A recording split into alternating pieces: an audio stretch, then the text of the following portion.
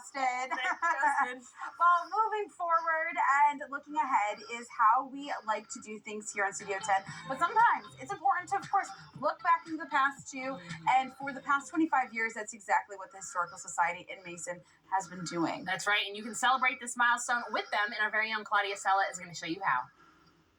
The old saying is that if you don't know your history, okay, you might make the same mistakes over again.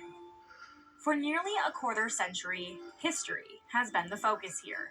And if these walls could talk, they'd probably tell you that there's a lot of it. Today, this building is a museum, but it hasn't always been. This particular building wasn't always a museum. It was the town home of John Rayner and his family that was built back in the mid-1800s. That is John Rayner and Emily Rayner. And they're the ones who came here in around 1840 from New York State. Most of this part of Michigan was settled from people who were from New York State, but he was involved in all sorts of things, banking and lending and land speculation. And John Rayner retired and eventually passed away in the late 1870s, a very rich man. The life of John and Emily Rayner are just two of the many stories that have been told here for the past quarter century. We like to see the history because there are some things that we can take as examples in our community where things that we don't want to do that again.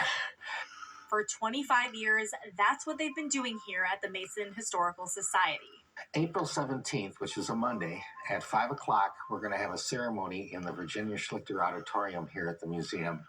And we're going to celebrate the 25th anniversary of the Mason Area Historical Museum. It will be a time to look back and reflect on all they've accomplished and all that they've preserved. Now, the society itself began back in 1976, but the museum itself didn't open until 1998. Probably the most important thing that the Mason Area Historical Society has done for the Mason area is to bring a sense of history.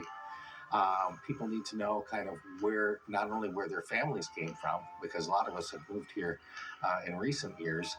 We also need to know some of the basis for a lot of the things going on in the community. Doug says it's been a great 25 years, but there's more work to be done, more stories to be told. And that's why it's not only important to look back, but it's important to look forward too.